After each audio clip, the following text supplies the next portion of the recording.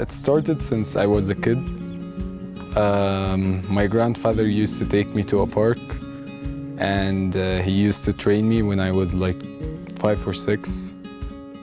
Since then, I started to like the sport itself. And back in the days, he used to take me to matches. I used to cheer his teams.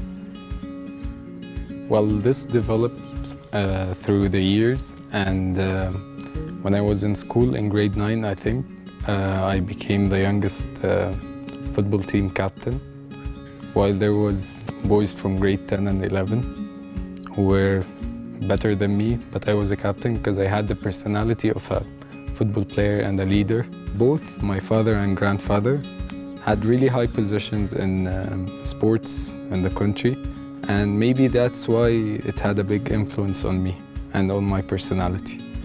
My grandfather was chairman of the Olympics Committee in Egypt. One day my friend called me, and he was like, there's an audition for a TV show, which is well known, I think everybody knows it, The Victorious. The auditions for season 3 was taking place in Dubai the next day. So he was like, let's go and give it a try.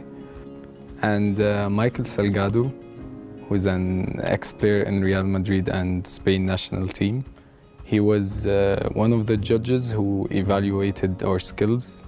I was chosen from the 7 who were chosen out of the 150 players. The moment he chose me, I felt really nice and proud, because at the beginning I wasn't that motivated, but suddenly it's a big thing. And Michael Salgado himself chose me. After a semester, they called me to compete in the next stage. But the thing is, they called me during the semester after it started, within 2 weeks or something. And they were like, we're camping tomorrow. So I had 24 hours to choose between my studies and my passion. But at the end, I chose, before telling my parents, that I don't want to do that. I want to continue the semester. So I called my father, gave him my decision, and he supported my decision. As we all know, in the Arab culture, guys are even doctors or engineers. You have to be one of these. But my main question is, why in the Arab culture it isn't accepted for us as young men to be professional football players? A really nice example for young men like me is Mohamed Salah.